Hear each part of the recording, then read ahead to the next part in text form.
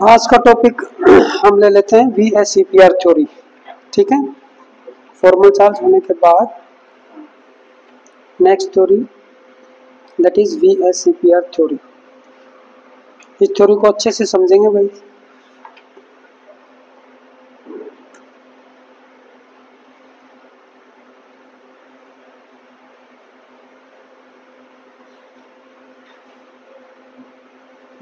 Formal charge हो गया था, है ना। उन्होंने काफी एग्जांपल भी लिए थे, है ना, और बाकी धीरे धीरे लेते रहेंगे। चलिए, तो बेटा आज का main topic, today's main topic is VSEPR theory. ये थ्योरी क्या कहती है, what does it mean? Valence shell electron pair theory. देखो, इससे पहले जो थ्योरी थी दैट इज कोसल-लेविस थ्योरी। उस थ्योरी ने ये तो बता दिया कि भाई जो मॉलिक्यूल एग्जिस्ट कर रहे हैं ना, ठीक है, बहुत सारे मॉलिक्यूल का उन्होंने एग्जांपल दिया, ऑर्गेनिक और इनऑर्गेनिक दोनों। उसमें ये बात क्लियर हो गई कि भाई डबलेट या ऑक्टेट को कंप्लीट करने के लिए हर एक एटम जो है ना, या तो इलेक्ट्रॉन का ट्रांसफर करेगा या शेयर करेगा, कुछ ना कुछ करेगा, है ना। और वो डबलेट और ऑक्टेट जैसे नोबल गैस कॉन्फ़िगरेशन होता है, इसलिए वो ज्यादा स्टेबल बताए गए। केवल ये एक रीजन दिया गया उसके पीछे। लेकिन लेविस कोसल थ्योरी जो हमारी थी वो बहुत सारी लिमिटेशन से घिरी हुई थी। नंबर 1 लिमिटेशन अगर मैं देखूं, ऐसे बहुत से कंपाउंड थे जिनमें एटम का लेस देन ऑक्टेट था, लेकिन फिर भी वो स्टेबल थे, है ना। Very large number of compound are stable, very large number of compound are stable with with with with valence cell electron less than 8. okay, for example BF3. okay, यहाँ पे बोरोन के टोटल 3 इलेक्ट्रॉन होते हैं valence shell में, ठीक है। Fluorine के तो हो गए ऑक्टेट कंप्लीट, लेकिन बोरोन का नहीं हो पाया भाई, है ना। बोरोन के पास कितने हो गए? बोरोन के पास देखो, एक एक इलेक्ट्रॉन की इक्वल शेयरिंग करवाएं तो बोरोन के पास में केवल 6 ही हैं। हालांकि फ्लोरीन का हो गया, इसका हो गया, इसका भी हो गया, but boron is not having complete octet, it is having only 6 electron. तो लेविस कोसल थ्योरी के अकॉर्डिंग तो BF3 मॉलिक्यूल एग्जिस्ट नहीं करना चाहिए, because it is not completing its octet. Okay, boron centre. लेकिन और दूसरी लिमिटेशन क्या थी? Very large number of compound with valence shell electron greater than 8, जैसे PCl5, ठीक है, एक एग्जांपल। और भी बहुत सारे हैं, PF5, PCl5, PBr3, like that. तो जिनमें क्या था? More than octet. जैसे देखो 1 2 3 1 1 2 3 4 एंड 5, ऐसे ले लो। क्लोरीन का एक इलेक्ट्रॉन यहाँ पे शेयर, क्लोरीन का एक इलेक्ट्रॉन इसके साथ, इक्वल शेयरिंग एक एक इलेक्ट्रॉन की, ठीक है। एक यहाँ पे, ठीक है, एक क्लोरीन का यहाँ पे, ठीक है, एक क्लोरीन का यहाँ पे, हो गया। बट फॉस्फोरस की बताओ कितने कितने हो गए फॉस्फोरस के? There are 10 electron, yes, more than 8 electron, है ना। तो ऐसे कंपाउंड भी एग्जिस्ट कर रहे थे। थर्ड जो लिमिटेशन थी वो ये थी कि भाई शेप ऑफ मॉलिक्यूल है ना, शेप ऑफ मॉलिक्यूल कोई ये डिपिक्ट नहीं कर पा रही थी कि भाई शेप ऑफ मॉलिक्यूल कैसे होगी और क्यों होगी, है ना। Shape of molecule was not explained by this theory. Okay, shape of molecules was not explained. और क्या लिमिटेशन हो सकती है? शेप हो गया, है ना। और ये लिमिटेशन हो सकती है कि भाई जो बॉन्ड एंगल था ना, बॉन्ड एंगल अलग अलग कंपाउंड में अलग अलग आ रहा था। तो बॉन्ड एंगल अभी मैं बताऊंगा, आगे इस कॉन्सेप्ट में आएगा। बॉन्ड एंगल क्या है? जैसे ऑक्सीजन है, ये हाइड्रोजन है, ये H2 का मॉलिक्यूल है, इसके अंदर ये 2 अनपेयर्ड मतलब लोन पेयर इलेक्ट्रॉन, और ये यहाँ पे एक इलेक्ट्रॉन इसके साथ शेयर किया, है ना। ऑक्टेट कंप्लीट हो गया, इसका डबलेट हो गया। लेकिन इस मॉलिक्यूल की शेप ऐसे क्यों होगी? ये जो बॉन्ड एंगल है ये 104.5 डिग्री क्यों है? ये शेप को नहीं बता पाया, तो फिर ये बॉन्ड एंगल इतना क्यों हुआ? हर मॉलिक्यूल में इतना ही होता है, ये जो है 109.5 या भाई 100 क्यों नहीं हुआ, ये लीनियर क्यों नहीं हो गया? तो ये सब चीजें भाई shape of the molecule and bond angles वो सब ये डिपिक्ट नहीं कर पाए। दूसरा, बॉन्ड लेंथ के बारे में कोई आइडिया नहीं, no idea about bond length, भाई कौन सा बॉन्ड छोटा होगा कौन सा बड़ा होगा, बॉन्ड लेंथ नो आइडिया, है ना। जैसे मैं देखूं हाइड्रोजन हाइड्रोजन, ऑक्सीजन ऑक्सीजन, इसमें दो दो इलेक्ट्रॉन की शेयरिंग, और नाइट्रोजन तीन तीन इलेक्ट्रॉन की शेयरिंग। तो बॉन्ड लेंथ के ऊपर ये कुछ नहीं कह पाया कि भाई जना अब बॉन्ड लेंथ इसकी ज्यादा होगी या कम होगी, कोई पिक्चराइजेशन नहीं था। ये काफी पहले की थ्योरी, 1916। ओके, 1916 क्या थ्योरी है? कौशल-लेविस थ्योरी, है ना, 1916। यस, हाँ, उसकी लिमिटेशंस मैंने बताई आपको, 5 लिमिटेशन मैंने आपको बता दी।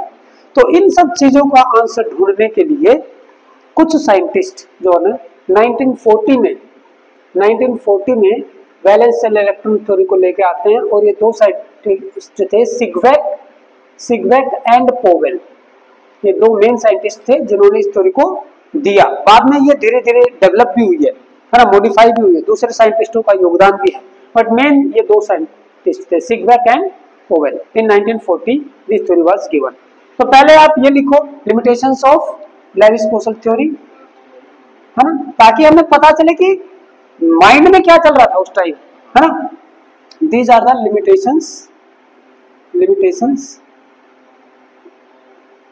Limitations of Lewis Kossel theory. तो 5 लिमिटेशन आप फटाफट नोट डाउन करो बेटा। This theory was given by Sidgwick and Powell in 1940। Okay, बाद में बहुत सारे और भी साइंटिस्ट आते हैं, है ना, जो इसको डेवलप करते हैं, जिसमें से एक नाम है गिलेस्पी। हाँ, गिलेस्पी। हालांकि ऐसे क्वेश्चन वगैरह नहीं आते हैं, बस एक माइंड में ऐसा होना चाहिए, यस हाँ भाई ये साइंटिस्ट इस फील्ड में काम कर रहे थे। मेन ये दो साइंटिस्ट थे जिन्होंने इस थ्योरी को दिया। It was further developed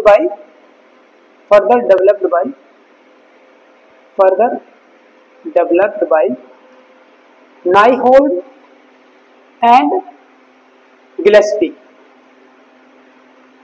okay, and in 1957 में फर्दर ये लेके आते हैं इसको थोड़ा सा मॉडिफिकेशन के साथ।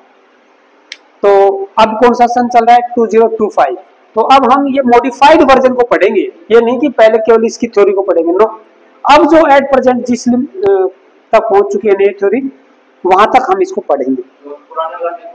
नहीं, इन्होंने जस्ट दिया, इन्होंने डेवलप किया, 1957 जा चुका है, तो अब हम डेवलप्ड VSEPR थ्योरी पढ़ रहे हैं। ठीक है, वो थ्योरी क्या कहती है, कैसे शेप बनेगी, क्यों बनेगी, है ना, डिफरेंट बॉन्ड एंगल क्यों बनेंगे, कुछ हद तक ये आंसर दे पाएगी।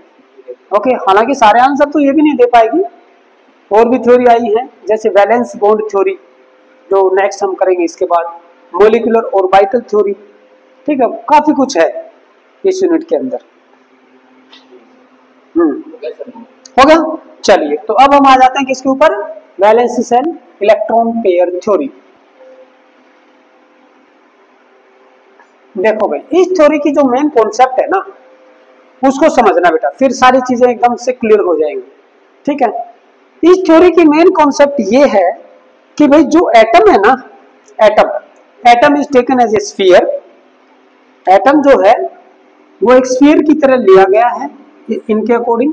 ठीक है, इसके सेंटर में न्यूक्लियस है। ओके, और जो इलेक्ट्रॉन पेयर जो है ना, इलेक्ट्रॉन पेयर चाहे वो शेयर्ड पेयर ऑफ इलेक्ट्रॉन हो, या फिर नॉन बॉन्डिंग हो, या फिर लोन पेयर हो, कैसा भी, मतलब लोन पेयर हो सकता है या शेयर्ड पेयर हो सकता है, कैसा भी हो, वो इस स्फेरिकल बॉल के सरफेस के ऊपर रहेंगे। फॉर एग्जांपल, जैसे अगर मैं एग्जांपल लेना चाहूं, जैसे CH4 मॉलिक्यूल, कार्बन सेंटर है, कार्बन सेंटर यहाँ पे ये मॉलिक्यूल रहेगा, इसके चारों तरफ 4 हाइड्रोजन के वो है एटम। ठीक है, 4 हाइड्रोजन के एटम, चलो मैं फिलहाल ऐसे रख लेता हूँ। ठीक है, कैसे भी मैं शो करना चाहता हूँ। लेविस स्ट्रक्चर क्या बनेगी, कार्बन के पास टोटल 4 इलेक्ट्रॉन, हाइड्रोजन के पास 1, इस हाइड्रोजन के पास 1, तो ये एक इलेक्ट्रॉन की शेयरिंग हो जाएगी। इसका ऑक्टेट कंप्लीट कार्बन का, देखिए, और हाइड्रोजन का डबलेट कंप्लीट हो गया। नाउ ये थ्योरी क्या कह रही है कि ये जो शेड पेयर इलेक्ट्रॉन है ना, शेड हो या लोन पेयर हो, कुछ भी हो, वो इसके ऊपर रहेंगे। जैसे ये शेड पेयर इलेक्ट्रॉन है, मान लो एक ये है, दूसरा ये है, तीसरा यहाँ पे है और चौथा यहाँ पे है।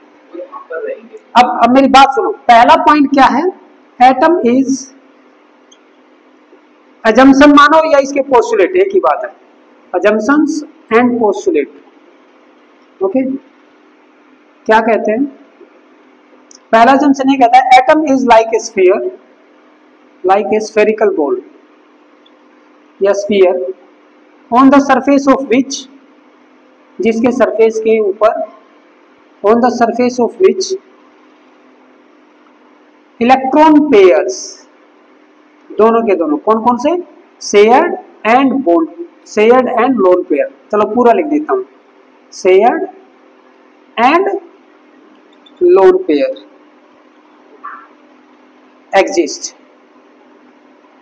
एग्जिस्ट एंड ओरिएंट, और इस तरीके से अपने आप को ओरिएंट करेंगे, orient themselves to have minimum repulsion between them, to have minimum repulsion between them। क्योंकि रिपल्सन अगर मिनिमम होगा तो बेटा डेफिनेट सी बात है, to have minimum repulsion between them.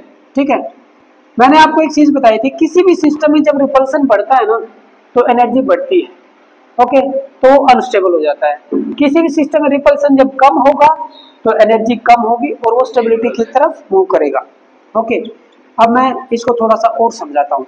अब एक बात बताइए, जैसे मान लो ये 4 शेड पेयर इलेक्ट्रॉन है, ये इससे मान लो पहला और ये दूसरा मैक्सिमम इतनी दूर जा सकते हैं।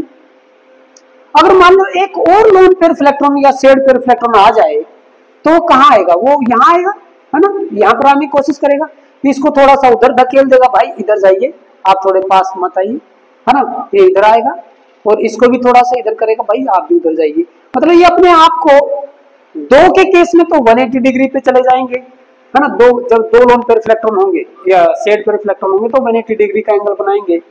और वे जब 3 होंगे तो देखो यहां से अगर मैं देखूं तो ये और ये 120 120 एंड 120, है ना, तो 3 मिनिमम रिपल्सन तभी तो होगा जब वो मैक्सिमम दूर रहेंगे। अगर मान लो ये यहाँ पे रख दूं मैं और इसके बीच में तो रिपल्सन बहुत ज्यादा हो गया, है ना, तो ये यहाँ नहीं आएगा। They will orient and position themself in such a way to have minimum repulsion. This is the basic funda. Okay, अब एक दो चीजें आपको समझ में आ गई। पहले क्या, इफ देयर आर, यहां पे मैं लिख देता हूं शेड पेयर, है ना, पहला केस क्या है, शेड पेयर 2, तो भाई कैसे ओरिएंट करेंगे, शेप कैसी जाएगी, शेप जाएगी आपकी लीनियर, शेप जाएगी लीनियर, एंगल क्या होगा, एंगल विल बी 180 डिग्री, है ना। अभी हम बाद में और अच्छे से डिस्कस करेंगे, पॉइंट नोट डाउन करते जाओ। नंबर 2, दूसरे केस में अगर शेड पेयर इलेक्ट्रॉन 3 हो तो शेप कैसे होगी, ट्रायंगुलर प्लेनर, प्लेन में रहेंगे, क्योंकि अगर मान लो ये थोड़ा सा भी इधर आता है ना तो इसके नजदीक आ जाएगा, इसके भी नजदीक आ जाएगा, ये दोनों मिलकर इसको वापस धकेल देंगे, तो ये एक प्लेन में रहने की कोशिश करेंगे, दिस एंड दिस। ओके, है स्फेरिकल बॉल के ऊपर लेकिन रहेंगे एक प्लेन के ऊपर और 120 डिग्री एंगल के ऊपर, तो shape will be triangular planar, याद रहेगा ट्रायंगुलर। चलो TG and PL, triangular planar, angle क्या होगा 120 डिग्री, वेरी नाइस। नंबर 3, अगर मान लो ये 4 हो जाएं जैसे इसके केस में तो क्या होगा, नहीं देखते हैं।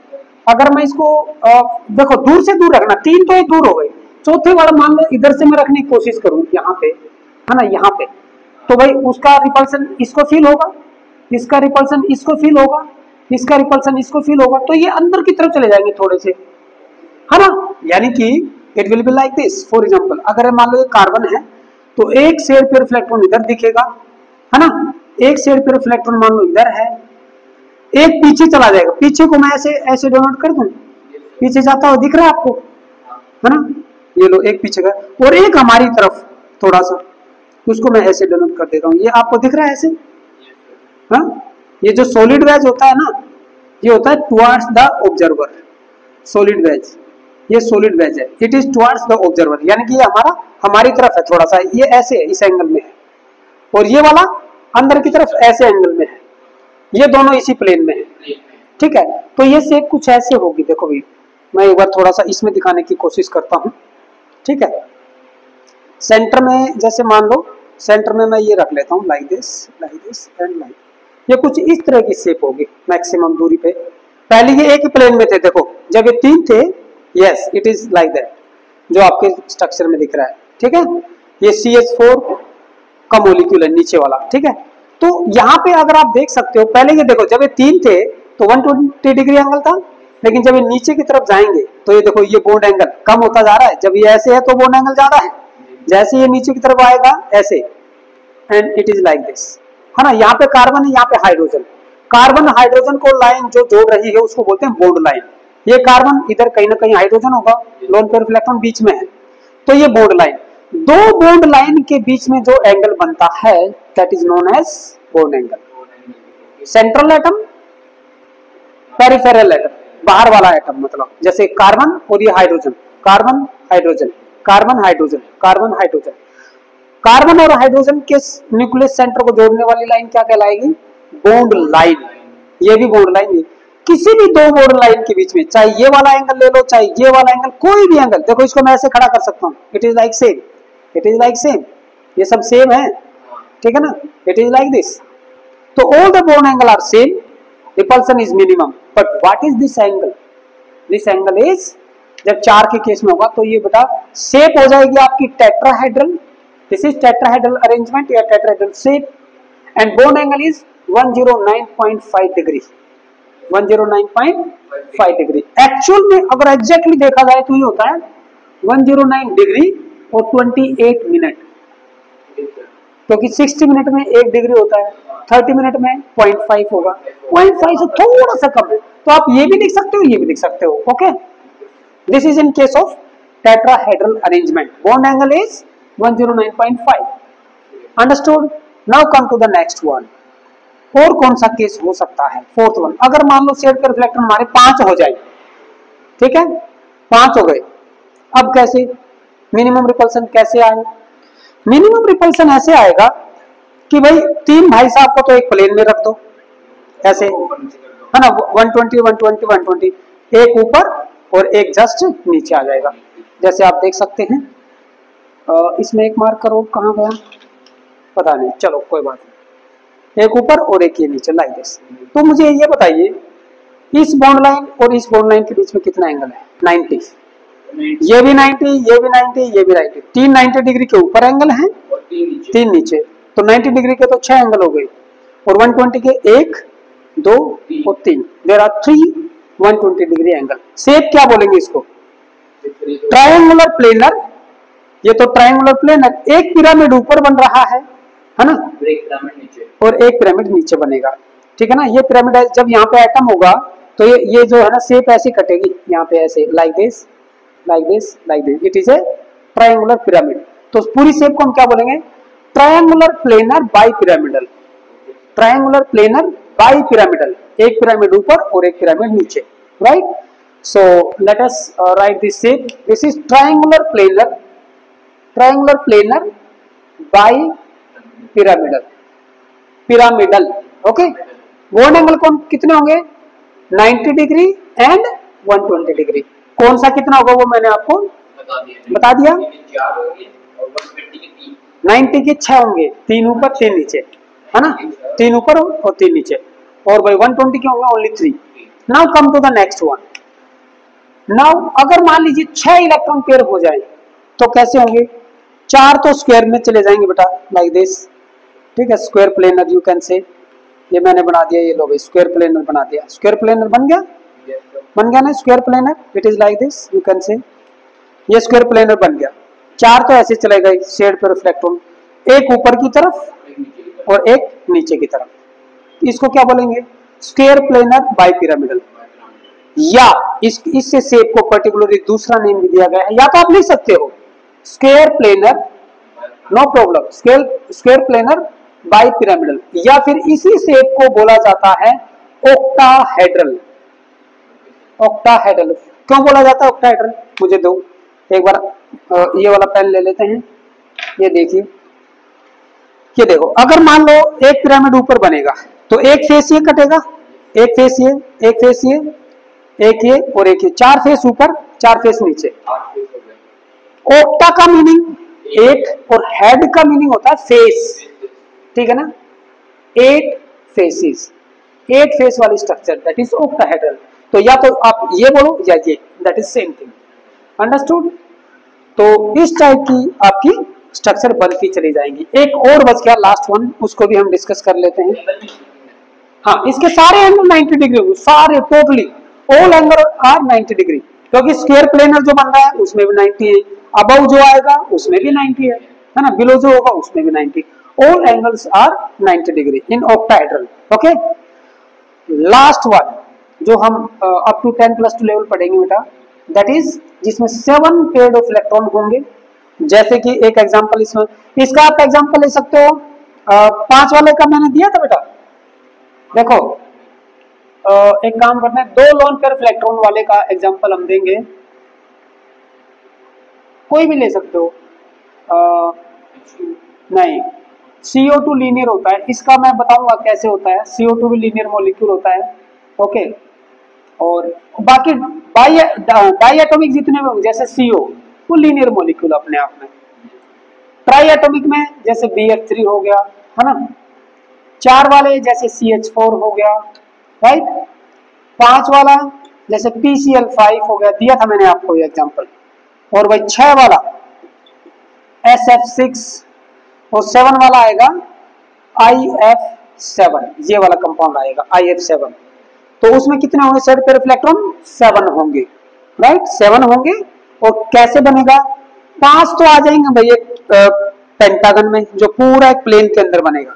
5, 1 1 2 3 4 and 1 is here, like this. Pentagon बन गया। दिस इज ए पेंटागन, एक प्लेन में है, पेंटागन प्लेनर है ये, ठीक है ना? और भाई एक इसके ऊपर और एक नीचे। अब मुझे ये एंगल बताइए कितना होता है पेंटागन में?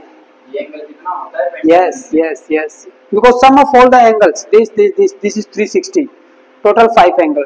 360 को आप 5 से डिवाइड करो, 72 आया, 72 आ रहा है, यस सर, है ना? तो ये 72 डिग्री एंगल है। और ये जो ऊपर की तरफ जो होगा एक, ये 90 बनाएगा सबके साथ, इसके साथ भी 90, इसके साथ भी, इसके साथ भी, इसके साथ भी, इसके, और सेम वे नीचे वाला, ठीक है? तो 90 एंड 72 दो तरह के बॉन्ड एंगल होंगे इसके अंदर। तो मैं यहाँ पे लिख सकता हूँ पेंटागोनल बाइपिरामिडल। क्या लिखेंगे हम? पेंटागोनल। यहाँ पे इसको भी आप ट्राइगोनल बाइपिरामिडल बोलोगे, स्क्वायर बाइपिरामिडल, ठीक है? प्लेनर लगाने की जरूरत नहीं है, वो ऑटोमेटिकली मान लिया जाता है, ठीक है? पेंटागोनल बाइपिरामिडल कर लोगे। बॉन्ड एंगल कितने होंगे? 72 डिग्री वाले होंगे और 90 डिग्री, ठीक है? 72 डिग्री 5 होंगे ना इसमें? हाँ, 72 डिग्री के 5 एंगल, 90 के 10, 90 के 10 हो जाएंगे, 5 अबव एंड 5 बिलो, ठीक है? नाउ नोट इट डाउन, इसको नोट डाउन करो बेटा, जल्दी जल्दी फास्ट, फिर हम थोड़ा सा आगे बढ़ेंगे। तो ये सब इसकी जम्पशंस हैं जो उन्होंने अपनी थ्योरी में दी कि भाई ऐसा होगा। तो मेन पॉइंट ये था, ओके, मेन पॉइंट ये था इसका, to have minimum repulsion. Electron electron pair के बीच में रिपल्सन मिनिमम होना चाहिए, तभी वो स्टेबल होंगे, अदरवाइज नहीं होंगे। तो उन्होंने ज्योमेट्री को थोड़ा सा ध्यान में रखते हुए, है ना, कि भाई मिनिमम रिपल्सन कहाँ हो सकता है, उस हिसाब से उन्होंने ये 6 केसेस डेवलप किए बेटा। और भी बहुत सारे आएंगे, अभी देखना। अभी तो ये क्या है, मैंने क्या किया, केवल शेड पेयर ऑफ इलेक्ट्रॉन को लिया है, यानी कि ये वो मॉलिक्यूल है जिनके अंदर लोन पेयर ऑफ इलेक्ट्रॉन है ही नहीं, नॉन बॉन्डिंग इलेक्ट्रॉन पेयर नहीं है। अभी तो सारे बॉन्ड पेयर वाले हैं, शेड पेयर वाले।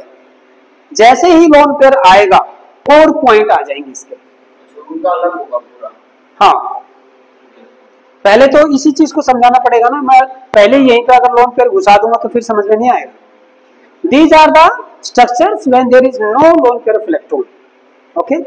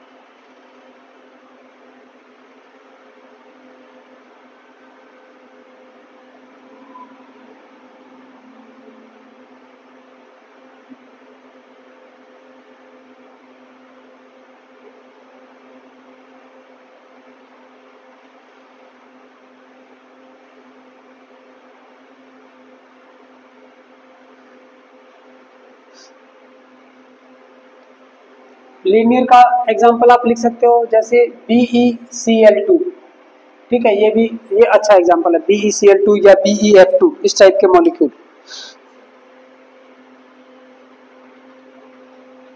इसमें बहुत सारे एग्जांपल दे रखे हैं, कुछ एग्जांपल हम लेंगे, ठीक है।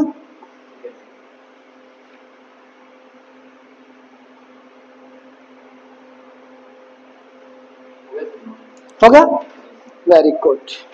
Now come to the next point. ये वाला पॉइंट समझ में आया कि भाई जो एटम है, जो सेंट्रल एटम, उसके सराउंडिंग में जितने भी इलेक्ट्रॉन पेयर हैं, चाहे वो शेड पेयर हो या लोन पेयर इलेक्ट्रॉन हो, वो अपने आप को ऐसे ओरिएंट करेंगे, ऐसे पोजीशन करेंगे कि उनके बीच में आपस में मिनिमम, वो तब तक मूव करते रहेंगे, वो एक दूसरे से दूर जाते रहेंगे, इधर उधर एडजस्ट करेंगे अपने आप को, they will move apart to have minimum repulsion, okay, so that they may gain maximum stability. क्योंकि रिपल्सन मिनिमम होगा तो एनर्जी मिनिमम होगी, अदरवाइज फिर प्रॉब्लम हो जाएगी। अगर मान लो रिपल्सन बढ़ा दिया सिस्टम में तो एनर्जी भी बढ़ जाएगी। Now come to the next point, अगले पॉइंट पे चलें। चलो देखो भाई, अगला पॉइंट लिखो, second one, if all the electron pairs are shared shared pair of electron, shared pairs, then geometry will be geometry of molecule, ठीक है, geometry of molecule will be symmetrical, ठीक है, symmetrical होगी उसकी शेप, और वो symmetrical shape कब और कैसी होगी वो हमने जिक्र कर दिया है, ठीक है। but if all the electron pair are not shared pair, इसका मीनिंग क्या है, are not shared, हाँ, that is, यहाँ ब्रैकेट में लिख देते हैं, that is lone pairs are also available, are also present, तो उसमें क्या होगा भाई, उसमें अनसिमेट्रिकल शेप बनेगी। अब हम उसका जिक्र करेंगे। then geometry will be geometry of the molecule will be unsymmetrical, okay, unsymmetrical होगी। कैसे होगी देखते हैं, चलिए। अब ज्योमेट्री में जाने से पहले मुझे एक पॉइंट ये लिखवाना पड़ेगा, the order of repulsion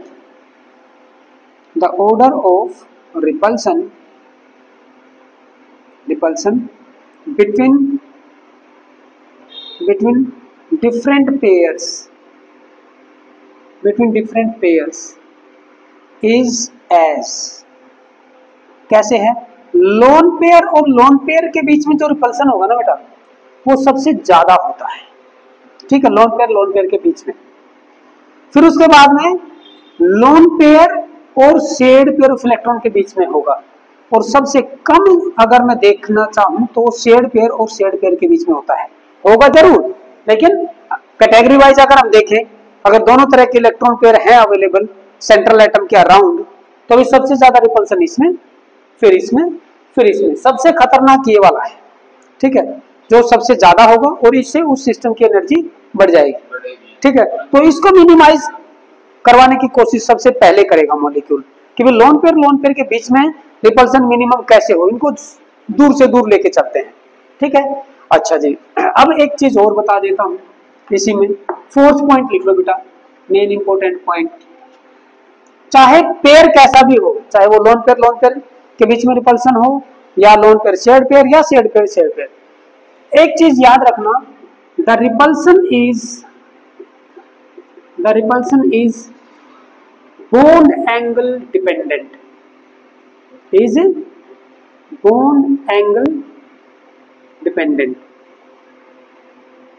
and order is as follows, कैसे भाई, 90 डिग्री पे है ना, 90 डिग्री पे अगर मान लो इलेक्ट्रॉन पेयर है, चाहे लोन पेयर हो शेड पे कोई भी हो, अब हम एंगल की बात कर रहे हैं, जैसे मान लो केवल इस कैटेगरी को हम देखें, इसको ले लो सबसे पहले, तो 90 डिग्री पे अगर ये होगा ना तो सबसे ज्यादा रिपल्सन होगा। फिर उसके बाद में 120 डिग्री एंगल पे अगर होंगे तो, और फिर सबसे कम किस में होगा 180 डिग्री पे चले जाएं दोनों, है ना। So 90 degree repulsions when they are present at 90 degree that is greatest one. 120 पे थोड़ा सा कम हो जाएगा और 180 पे क्या हो जाएगा मिनिमम। ये दो इंपॉर्टेंट पॉइंट अपने दिमाग के अंदर रखना ही रखना, ठीक है।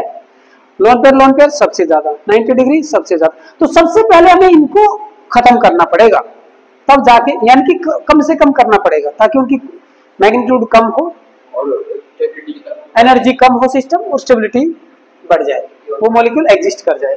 ठीक है, समझ में आया ये फोर्थ पॉइंट? ओके, अब हम एक काम करते हैं, एक एक करके हम लेंगे इनको। चलिए मान लीजिए एक मॉलिक्यूल ले लेते हैं, यहाँ पे टेबल बनाएंगे, ठीक है।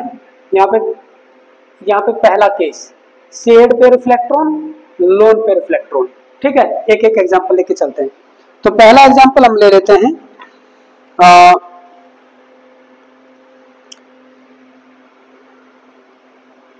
SO2 molecule. SO2 मॉलिक्यूल में SO2 मॉलिक्यूल, यहाँ पे ये जो सल्फर है, ठीक है, ये ऐसे करके एक लोन पेयर ऑफ इलेक्ट्रॉन है इसके अंदर, ठीक है। यहाँ पे लाइक दिस 2 2 4, यहाँ पे ये दो दो इलेक्ट्रॉन की शेयरिंग, ओके। और एक लोन पेयर ये इसको देता है लाइक दिस। तो इसके राउंड में देखो एक लोन पेयर और ये शेड पेयर, है ना। एक लोन पेयर है, दो शेड पेयर है, इसके खुद के इलेक्ट्रॉन की बात हो रही है बेटा, लाइक दिस, ये समझ लो, ये है ना। तो there is one lone pair of electron and two shared pair of electron, okay. तो इस केस में क्या होगा, तो एक बात बताइए, इस केस में बेटा एक तो लोन पेयर है, तो जो रिपल्सन जो होंगे वो होगा लोन पेयर और शेड पेयर वाला, या फिर शेड पेयर और शेड पेयर वाला। दो लोन पेयर तो है ही नहीं, है ना। तो भाई ये जो बॉन्ड एंगल जो मैं सोच रहा था कितना होना चाहिए था, ये बॉन्ड एंगल सारे के सारे ये होने चाहिए थे 120, लेकिन ये जो लोन पेयर ऑफ इलेक्ट्रॉन है इन शेड पेयर ऑफ इलेक्ट्रॉन को ज्यादा रिपेल करेगा। रिपल्सन इधर से भी हो रहा है लाइक दिस, है ना, एक दूसरे को, लेकिन but this repulsion is more, है ना, दिस रिपल्सन इज मोर। तो ये क्या होगा, अंदर की तरफ बॉन्ड एंगल थोड़ा सा स्क्वीज हो जाएगा, छोटा हो जाएगा बॉन्ड एंगल। तो अब ये बॉन्ड एंगल 120 डिग्री से रिड्यूस लेस होगा, ओके। ये कितना भी हो सकता है, अभी हम उस चीज पे नहीं जाएंगे, but it will be lesser than 120 degree. तो इस मॉलिक्यूल की जो शेप होगी वो कुछ इस तरीके की होगी, है ना, लाइक दिस, है ना। अब ये 120 डिग्री एंगल नहीं है, it is less than 120 degree, ऐसे बोल सकते हैं। ये शेप ये होगा, ये होगा, ये होगा, लाइक दिस, ओके। तो ये जस्ट मैंने एक एग्जांपल देके बताया आपको, और भी ले सकते हैं। जैसे आप लीजिए NH3 मॉलिक्यूल, NH3 में क्या है भाई, एक लोन पेयर है, यहाँ पे ये हाइड्रोजन और ये हाइड्रोजन, फॉर एग्जांपल, है ना। एक नाइट्रोजन का, एक हाइड्रोजन, एक नाइट्रोजन, एक हाइड्रोजन, एक नाइट्रोजन, एक हाइड्रोजन, ठीक है। एक लोन पेयर है, बाकी क्या है, शेड पेयर है। 4 पेयर थे, बॉन्ड एंगल कितना होना चाहिए था सिमेट्रिकल ज्योमेट्री के अकॉर्डिंग, 109.5 होना चाहिए था टेट्राहेड्रल। अगर ये मान लो सारे के सारे शेड पेयर होते, सिमेट्रिकल ज्योमेट्री होती, उसमें बॉन्ड एंगल 109.5 डिग्री होता। लेकिन अब यहाँ पे एक लोन पेयर आ गया है, वो लोन पेयर इस शेड पेयर को भी, इसको भी और इसको भी, ये ऐसे है जैसे फॉर एग्जांपल ये नाइट्रोजन है, यहाँ पे एक हाइड्रोजन इस डायरेक्शन में है, एक हाइड्रोजन नीचे की तरफ ऐसे है और एक हाइड्रोजन ऐसे है, ठीक है ना। ये हाइड्रोजन, ये हाइड्रोजन, ये हाइड्रोजन, ये एक ही प्लेन में है ना। इसके ऊपर ये नाइट्रोजन आया, तो नाइट्रोजन और हाइड्रोजन ये जो बॉन्ड लाइन है इनके बीच में जो एंगल है ये वाला होना तो चाहिए था 109.5, लेकिन due to lone pair and shared pair of electron this bond angle is reduced because lone pair shared pair repulsion is greater than shared pair, right. तो ये बॉन्ड एंगल कितना हो जाता है, NH3 के केस में ये बॉन्ड एंगल हो जाता है स्पेशली 107.5 या 107.4 डिग्री, ओके। 107.4 डिग्री पे आके ये रुक जाता है, वहां पे जाके फिर उधर से रिपल्सन ज्यादा होने लगते हैं, तो एक पोजीशन ऐसी आती है इन बिटवीन कि भाई कहाँ पे रुक जाए, यहाँ पे रुक जाओ भाई, ठीक है रुक गए। Okay, now you come to the next point. अगर मान लो मैं दो लोन पेयर इलेक्ट्रॉन का ले लेता हूं, जैसे ये H2O है ना, H2O, एक लोन पेयर यहाँ पे, एक लोन पेयर यहाँ पे, और ये हो गया शेड पेयर, ये भी शेड पेयर। अब इसके अंदर क्या है, लोन पेयर रिपल्सन भी है। ये रिपल्सन देखिए जनाब, है ना, ये इसका, ये लोन पेयर का इलेक्ट्रॉन क्लाउड, ये यहाँ पे ये क्लाउड और ये क्लाउड, ये आपस में रिपेल करेगा सबसे ज्यादा, फिर ये वाला ये करेगा, इसको करेगा, lone pair to shared pair, और सबसे कम ये होगा, है ना। तो अब हाँ, यानी कि बॉन्ड एंगल डेफिनेटली इससे भी कम होना चाहिए, और हाँ भाई ये ऐसा होता है, ये बॉन्ड एंगल रिड्यूस होके कितना हो गया, H2O के केस में 104.5, 104.5, 104.5, उससे भी डाउन हो गया। ये 10, हाँ ये होता है NH3 में 107, 107 डिग्री होता है, 107 डिग्री, लेकिन इसमें 104.5 डिग्री पे आके रुक गया, क्योंकि यहाँ पे लोन पेयर और लोन पेयर रिपल्सन भी एग्जिस्ट करने लग गए उसकी वजह से। Okay, and as per VSEPR theory, lone pair repulsion are greatest, after that lone pair and shared pair, and the minimum one are shared pair repulsions। समझ में आया? NH, ये क्वेश्चन आएगा, though there are 4 electron pair around the nitrogen atom in NH3 but the bond angle is 107 degree, why? It should be 109.5 but it is this one, explained as per VSEPR theory। तो आप क्या लिखोगे, in this molecule there is 1 lone pair, 3 shared pair, and there are lone pair and shared pair repulsions as well as shared pair also, but this one is greater than this one as per VSEPR theory, so this bond angle will get reduced। Bond line कौन सी है, N और H, ये bond line N और H, तो ये जो bond angle है ये वाला मानो या ये वाला या पीछे से ये वाला, समझ में आ गया। There are 3 bond angle 107 107 107। Okay,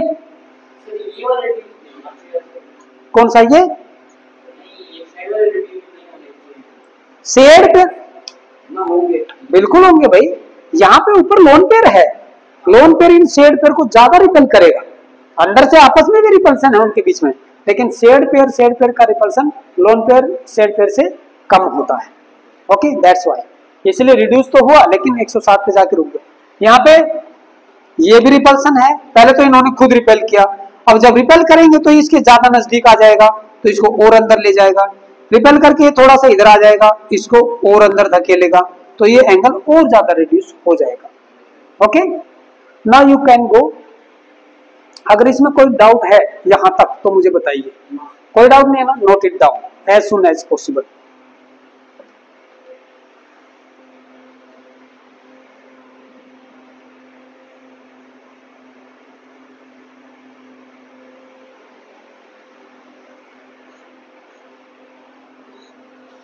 अब इसमें क्या है ना, एग्जाम्पल की कोई वो नहीं है, बहुत सारे एग्जाम्पल है इसमें, हम अलग अलग एग्जाम्पल लेंगे और इसको एक्सप्लेन करेंगे, ठीक है।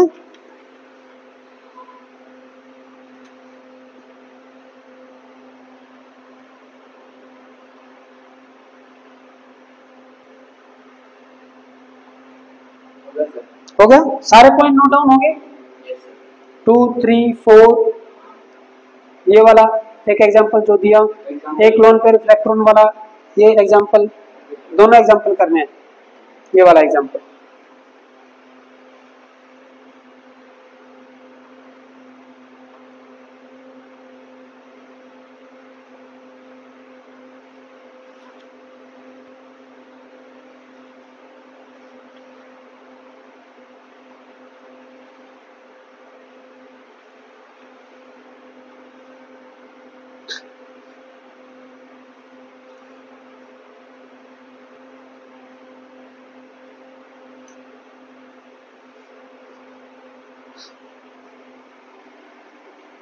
इस शेप को हम क्या बोलते हैं, ऐसी वाली शेप को, ये वाली शेप, एक एटम यहाँ पे, 2 एटम यहाँ पे, this is known as bent shape, है ना, बेंट शेप, या फिर इसको हम वी शेप भी बोलते हैं, दोनों होती है, ठीक है, बेंट शेप और V shape. Nitrogen surrounded by 3 hydrogen atom. Okay, ये एक सिंगल पिरामिडल शेप है बेटा, this is known as pyramidal structure. है ना, पिरामिडल स्ट्रक्चर। और H2O में सेम एक सेंट्रल, दो ऐसे बेंट है, ये भी बेंट है। Okay, this is also bent shape, right. जो जो शेप आती जाएगी हम उसका नेम लिखते जाएंगे। NH3 की याद रखना, ये पिरामिडल शेप है क्योंकि एक पिरामिड की तरह ही है। एक नाइट्रोजन यहाँ पे, एक हाइड्रोजन ऐसे चला गया, एक हाइड्रोजन यहाँ पे आ गया, एक हाइड्रोजन यहाँ पे। सो देयर आर 1 2 3 फेस है और एक नीचे बेस वाला। देयर आर टोटल 4 फेस, ठीक है। Face are 4 but pyramid is only 1।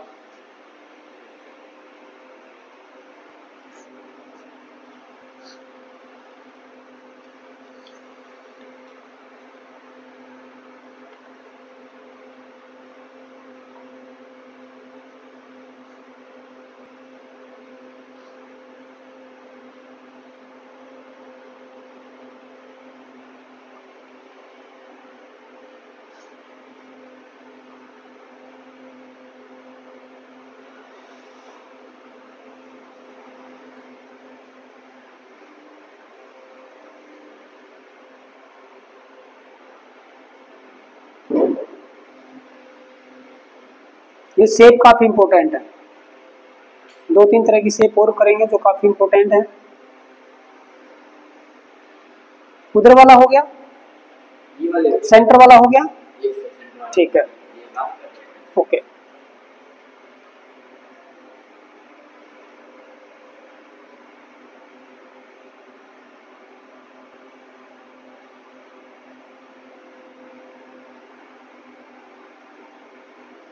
ये हो गया, दिस वन।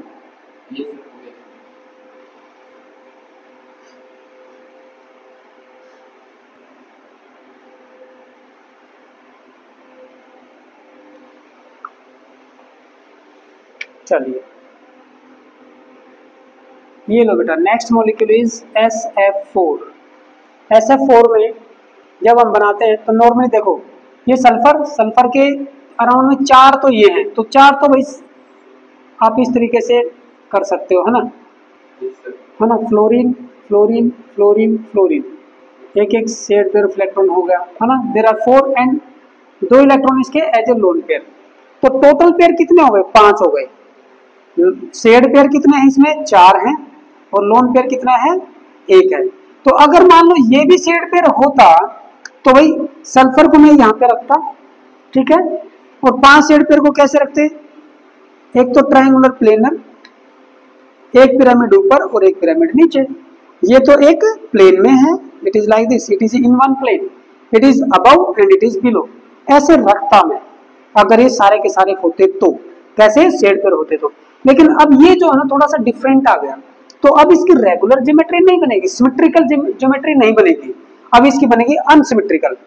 अनसिमेट्रिकल में अब आप मुझे ये बताइए कि ये जो लोन पेयर है उसको, ये जो पोजीशन होती है ना बेटा प्लेन वाली, इनको बोलते हैं इक्विटोरियल पोजीशन। क्या बोलते हैं? Equatorial, equatorial position. और ये जो होती है above and below, these are known as axial position, axial position.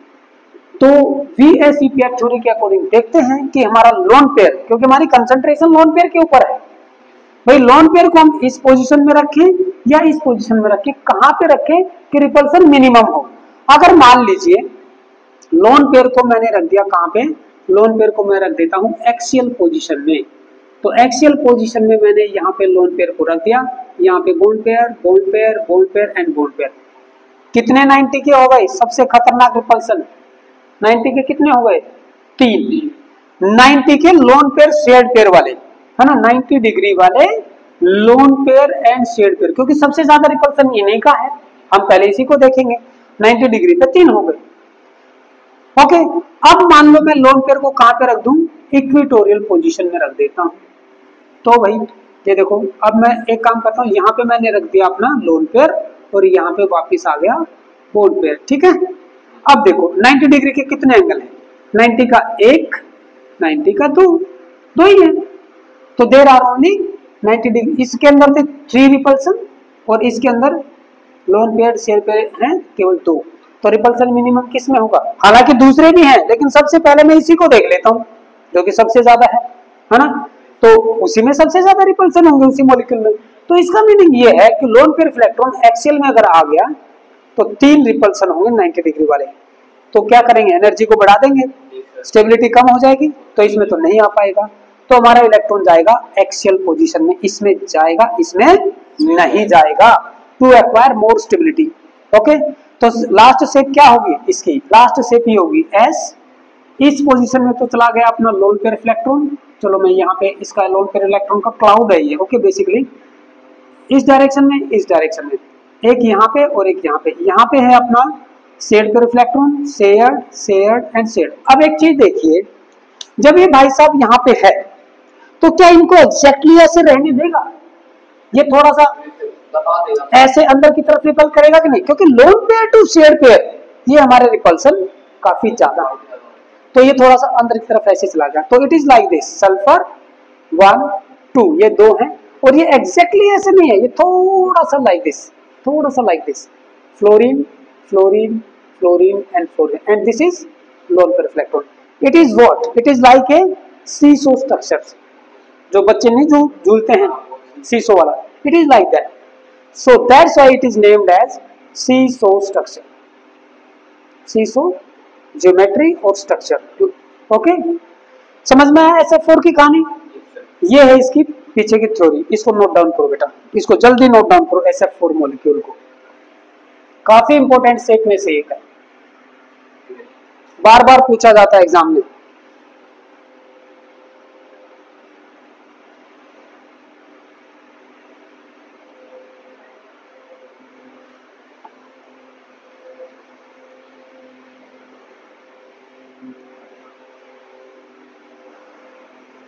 बस बेटा आज हम यहीं तक करेंगे, ठीक है।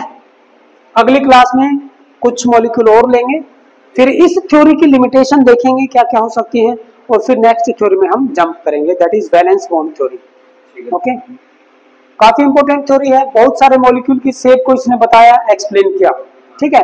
लेकिन इसकी कुछ लिमिटेशंस होंगी, वो लिमिटेशन हम बाद में करेंगे, पहले इसके कुछ और मॉलिक्यूल लेंगे, ठीक है, 4-5 मॉलिक्यूल और लेंगे, तब ये लगभग कंप्लीट हो जाती है, ठीक है।